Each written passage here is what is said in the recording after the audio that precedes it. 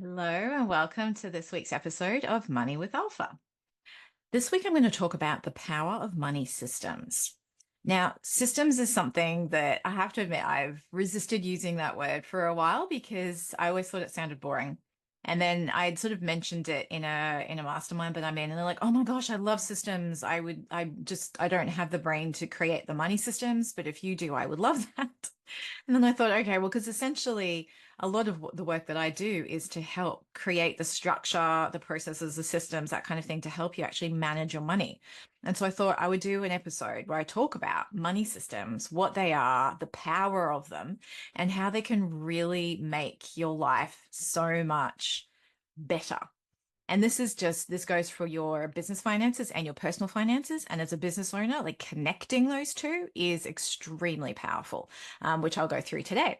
So, some of what the things I wanted to talk about, because if you've been listening to my podcast, I like having a bit of structure, a bit of a system. So, today I'm going to talk about what money systems actually are, and then your business as an asset, and then what is the money system for your business and how to understand, because you probably have some systems in place because of an accounting system that you have, but what does that actually mean for you managing your money as a money management system? So that's number three. And then personal wealth, and then how to build a system around making sure that that happens and that your business can support that building of wealth. And then finally, how to link all of this to your lifestyle vision. I often start with the vision side first, but today I thought I'll put it at the end, mainly because I'd like to see, rather than starting with the end in mind and working back, let's start from the beginning and work towards the end. So when we talk about what actually is a money system, it is literally just having a regular, repeatable, routine way of actually managing your money. That's essentially all it is. And it doesn't necessarily mean that you have to have some fancy like software. I think we often think that a system is a software. And sometimes it is, but it doesn't have to be. And it could just be the way you actually do things. If you think in the old days, the envelopes was a system. People would get their weekly wage, because in those days they often paid weekly on a Friday or a Thursday even. They would get their money and they like physically get their money, and then they would divvy it up into different envelopes. Now we have bank accounts that we use to do essentially the same thing. And I know if you've read the Barefoot Investors book, he talks about the different buckets. I have to admit, I call them something different, but it really doesn't matter. The concept around the system is the same. So thinking about it as just a way to manage your money. And if you think about a lot of things in our lives, we have systems for doing things. Sometimes we could even call them habits. They're thoughts and behaviors that we do. If we do them as a habitual, regular thing, that is essentially a system. We have a system for how we stack the dishwasher, of how we arrange our pantry, of, if you pack your own shopping bags at the supermarket, we have a certain level of systemization to so many different parts of our lives because it just makes things simpler. And once you get a little bit older, that things just kind of tend to fall into a system because we do the things the same way quite often. As humans, we are habitual, and it's not necessarily because we're in a rut and we can't change. Some things we just don't need to put that much brain power to. So we just do them in a systemized way just to keep it going and keep everything else flowing around it so that when we do have to actually engage our thinking brain, we have the energy to do that. So that's essentially where a system comes in, because a lot of the stress and pressure that I see around money is because it's just ad hoc. It's kind of all over the place. We can't see it, especially these days. It's all electronic. It's just like, where is it? It's like these, my daughter and I were watching Charlie and the Chocolate Factory on Saturday night, because we usually have movie night on Saturdays. And it was there's this one scene where there's all these particles flying around in the air, and it's sort of something, in this case chocolate, is shrunk, and then the mini particles are flying around in the air, and then it reestablishes itself as a mini bar. And it's a little bit like that. There's all these little things flying around us, and that generally creates the overwhelm because we don't know the magnitude of the issue. We don't know so many things. And so that lack of systemization creates the overwhelm because we can't grapple the problem because it's all over the place. We don't have it kind of sitting in one spot or even two spots that we can kind of go, okay, business finances here, personal finances here. I can see the connection. This is getting done this way. I've automated what I can here. I've automated what I can here, and I can see how these are connecting towards my broader vision. So that's where the power of systems really comes in. And we'll incrementally build on that in today's episode. So when you talk about your business systems, they're often sitting inside an accounting system. So whether you use Xero or QuickBooks or MyOb or, there's others out there, they're probably the major ones for small business owners. And I've worked with some of the bigger systems as well when I worked in corporate. So I've worked with Oracle, I've worked with SAP, on like actual implementation and trying to adapt the systems as well. And I can tell you from experience, no system is perfect. There'll always be some workarounds and some adaptations that you have to do. And that's just life in general. So that is a system that will grab hold of the money that you're earning from whatever other softwares that you're using. So like I use Kajabi, it can integrate into Xero. Then there's other systems that like Zapier that will literally zap things and integrate them. So essentially the system is integrating a whole lot of different things, looking at your bank accounts, if you've got a business credit card, if you've got different places that, and the one thing that has to make this work is that you have a separate business bank account. I should mention that first and foremost. If you don't have a separate account for your business, go get one and funnel everything into that. And if you don't, you're trying to do a system is going to be really, really difficult because you won't be able to have that visibility of the separation between your business and your personal expenses and income. So that's first thing. But then the system that's linked to all of your business side of things. And then if you've got a bookkeeper, your bookkeeper will be linking into those systems. Your accountant will be linking into those. They'll be using reports to download out of them. They may even have your system, your accounting system, linked into another system. Because when I worked in corporate tax, when I was at KPMG, we had a program called Solution 6. And that was the program that we managed all of the tax return information. It was a tax return building system. So we had other accounting systems which we'd spit out data and we'd import that into Sol 6 as we called it, and then that would spit out the tax returns and you'd still have to check it all and reconcile and all of that. But there's a lot of systems that support business depending on the size of your business and the level of complexity that's kind of required. Are you doing accrual accounting versus cash accounting? Cash accounting is a lot more simple, money in, money out, the dates, everything, whereas accruals are quite different. Most small business owners will be working in cash, which is appropriate because it's a simpler business structure quite often, and it's just simpler to run. So when you have your accounting systems and all of your money systems sort of around it, but what I find with those accounting systems is they're not money management systems. So in order to do that, you have to still be able to see what money is actually physically coming in. So what cash is coming in and what cash is going out. How much are you paying yourself? Is what you're paying yourself the right amount? How much are you putting into your retirement account or superannuation in Australia, it's called. So how is that all happening? Are you paying money into the right areas? Are you putting money aside in your business to have the ebbs and flows? Whenever we talk about emergency funds, it's always done in relation to a personal financial situation, but you can also use it. And I highly recommend that you do put that into your business environment too. It's very important to have money set aside for the ebbs and flows. I mean, at the moment, there's so many of them. It's hard to predict what's going to happen. And there's different seasons, different sides of the world, different tax years as well, like this. And there's Christmas and there's, holiday season, in the Northern Hemisphere, July, August are really big holiday seasons. Whereas in Australia, not so much. Although people will start to go in July and August because they're fleeing winter to go to the Northern summer and enjoy, a European summer, for example. So it's really, really dependent these days. So you've got to have a buffer or an emergency fund sitting there to cover operating expenses in your business as well. So that's your business system, and understanding it is key. If you don't understand it, you're going to need to. There's no other way around it. You can't outsource this to a bookkeeper. You can't outsource it to an accountant, and you can't even outsource it to a partner or even a business partner.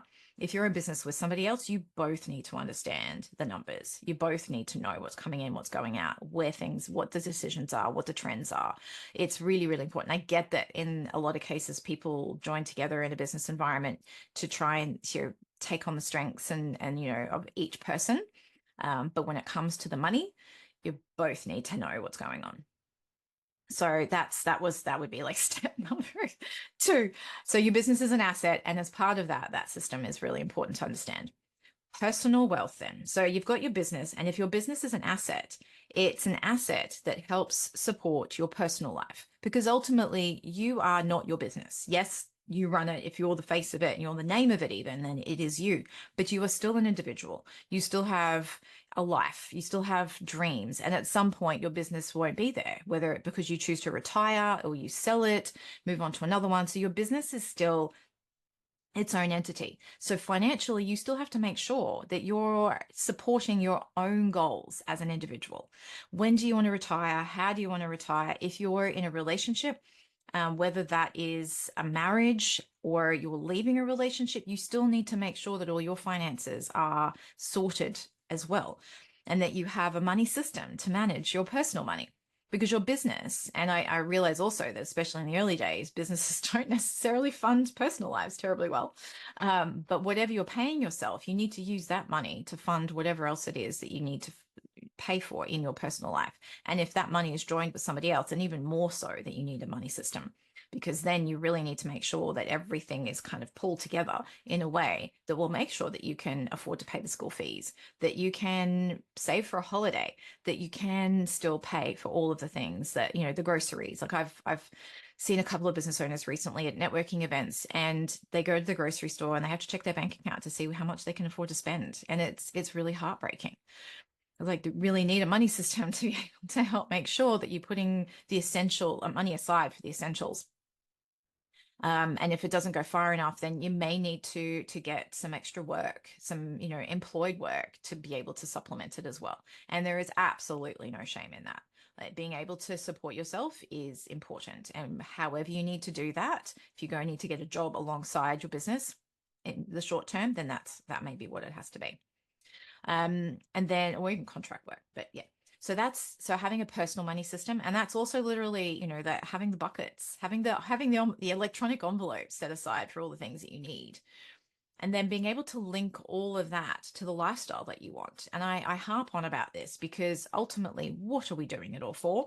I've seen too many people striving and striving and striving for something, and then like burning themselves out and going, I don't even know what I'm doing it for. Maybe it's a hitting your 40s thing, but you start to question, like, what is all this for?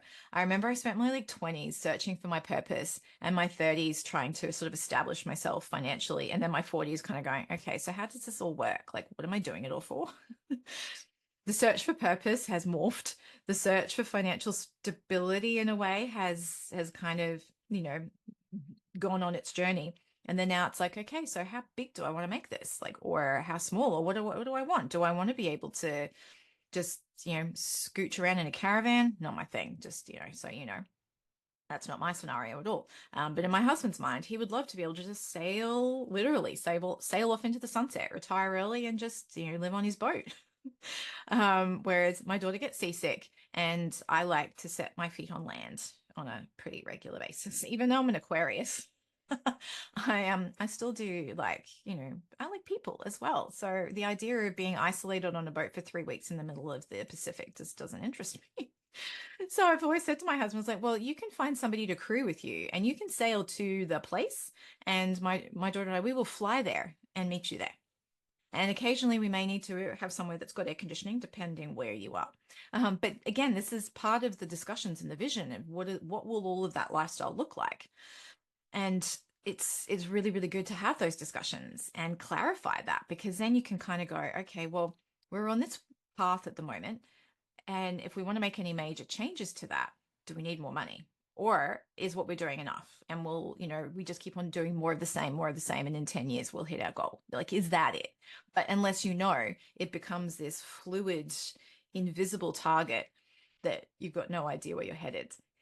So it also makes the decisions now difficult for how to get to the future. And that's not to say that your future vision can't change and that your needs may expand. Absolutely. But you at least have the tools and the skills and the ability to know how to adapt in the now to be able to reach that future. So this is where I quite often start with the end in mind.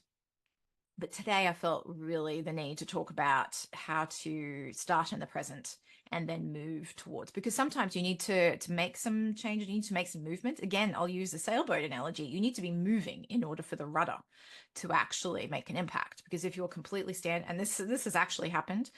My husband and I were sailing in the Andaman Sea between between Thailand and Malaysia, and it was literally like a bathtub. We're just sitting there. We could not steer because there was no wind, no movement whatsoever. And it was really quite a powerful moment because I remember sitting there just going, huh. So this is how that analogy, I've read it in books before, but now I'm actually experiencing it. You literally cannot steer without any kind of movement. So sometimes it's a matter of doing things in the now so that you can create some movement so that you can figure out the future vision. So it's a bit of an iterative forward back motion. I'm trying to create some visuals, especially if you're listening to this as a podcast rather than the video. If you're seeing the video, my hands are flying everywhere. I do tend to like talking with my hands, but if you can't see them, then hopefully I'm providing some visuals that you can imagine what I'm talking about. So I'm just going to summarize all that again, because I did kind of gloss over a lot of that pretty quickly. So ultimately, what is a money system? And it is a regular way to manage your money. It's you do the same things every month. You look at the same metrics. You put things in the same places, and you do a review every 3 to 6 months, maximum 12 months, just to see if everything's working, at least the system. And then you obviously will see the numbers as they grow every month or deplete as things ebb and flow. So that's a system. So the system of your business, and then a system for your personal money and how you actually manage that. And quite often, to be honest, I keep things simple, which is why my business is called Money Made Simple. I use some electronic tools, and I've been playing around with AI recently as well. So I've now hopefully got my own chat bot working to categorize financial data. So you can literally just upload a bank statement. It will convert it and categorize it into categories I've told it to do, and then pop it out in a way that you can just chuck it into Excel. That then will link into the money management tool that I use with my clients. So that's my system. Then the system kind of comes off the tool, to be honest. But if having those systems and tools to help you manage your money, gosh, it makes life easier. And using the technology that's available to us at the moment makes it so much faster as well. And so, like, all the boring tasks, you can get a bot to do, really. And then the more interesting things, like I love fiddling with spreadsheets, so I've created it all in a nice, visually colorful way. But then seeing that output, that sort of the visualization of that data, allows you to then go, oh, right, now I see what's going on. So if I did this and this, and you look at your business model when you're looking at your revenue as well, you're like, right, so this product or this service is really popular at this time of year. I can now maybe promote that more. So if I've got ads running on something else, I'm going to use my ad budget now on that particular product or service because I can see it's really working at that time of year. So I'm going to put more things onto that. And then I have a lull here. Is there another service I already offer that I can promote more of there that might suit that time of year or that kind of client? Or do I need to bring in something new? So you can start to see those trends and make those decisions. So that's the value of seeing it in your business system. When you look at it in your personal life, you can then go, okay, I know, like, I don't know if this happens in your family, but it does happen in ours. We've got a lot of birthdays within like a 3-month period. And they're usually like, I've got myself and my father-in-law in January. And then from like March to early June is everybody else. So I know from a budget perspective, I need to make sure, and of course, January comes the back end of Christmas. So basically from December to June, I need to budget for presents. Christmas, birthdays, all of that kind of thing. The rest of the year, I can use to save up for that other half of the year. So I can see those sorts of things. And even though that logically I know this in my brain, until I see it in like a graph kind of situation, when it relates to money expenditure as well, I'm like, it doesn't tend to sink in as much. Being able to see it in a system, in a nice visual way, makes making those decisions a lot easier. And then also in my business, when I see it too, again, that first second half of the financial year, first half of the calendar year is when the bulk of my expenses come in. So I may need to make sure that I'm saving for those as well. So that's just the expense side. And then you start to see where the income comes in. And then you can stabilize the income in your personal life by paying yourself a steady wage out of your business. So it makes the automation side of that a lot easier. So if you want to save, you want to invest, all of those things can be automated. There's platforms now that allow that. You can do micro investing that's automated. I already do that. I invest regularly through a trading platform, and you can auto invest through that. Saving, you can automatically send it to a high interest bank account. Like there's so many things now that technology will allow us to do to automate all the stuff. And if you set it up at the same time of the month, say for instance, you pull your business income through to your personal bank account at the same date every month, then like the next date you can have all those other automatic deductions come out so that you don't have to kind of run out of money or have to think about, oh, when is this coming out? And I've got to make sure I'm time my money. So you can set all that up in motion, and it makes the system just hum. And once you've got it there, all of those like pixely things that I was talking about before that kind of create the overwhelm and the stress because you can't see them in a structured way, that all just falls away. And then you know what happens? You don't have to worry about money. I mean, you still have to earn it and sort of the building of the business and the paying yourself and all of that, but that's the part that you get to think about. And that's to a certain extent doing the work that you love to do. It's a bit more interesting, but you can focus more on the marketing and the constant content creation because there's a lot of that. You don't want to have to worry about your money on top of all of that as well. You want your systems to run so that you can do the thing that makes the money that will allow the systems to grow. And it'll grow with you because it's all based on percentages. So as you can see, I get very passionate about this. And then ultimately, then you'll start to see what kind of lifestyle you're capable of as well. Because I feel like sometimes when people say, oh, blue sky thinking, if money was no constraint, what would you want? And that is great, but we are still constrained to a certain degree by the boundaries of our experiences and the experiences of those around us, especially family. It's only when it starts to really grow and grow that you get used to that lifestyle growing with you. I think back to, I was actually just talking to my husband recently. He's overseas at the moment, but about what, like I used to live on such a small amount of money. And I'm thinking, how on earth, obviously, cost of living was a lot less back then as well, but I used to share a flat with a friend and my rent was $125 a week because that's all I could afford. I was earning $22 an hour while working at a department store while I was studying. And I still had to pay. I still remember I capped my fuel at $20 a week. That's because that's all I could afford. I literally would only fill up the tank $20. My tank was never full. And I would, really be careful about where I drove. Like there was so many things. And I think of now, I don't have that kind of micromanagement. And I probably waste way too much money as a result, to be honest. But our lifestyles grow with us. So it's important to have those systems supporting you so that as you grow, that vision that you have can grow with you. And that's not to say that you can't reach a certain vision and go, you know what, I'm happy with this. Like Warren Buffett, the big investor, he still lives in the same house that he lived in, 30, 40, probably even 50 years ago now. He hasn't gone and bought the bigger mansion and the bigger mansion and the bigger mansion. He's like, I'm comfortable. I like this house. This is where I want to live. So you get the choice. That is the sweet spot with all of this. It doesn't mean that your lifestyle has to grow exponentially. It could just mean you travel more. That you can give more to charity. There are so many charities at the moment that I want to give to. It's just nuts. So it just allows you to do so much more with what you've got.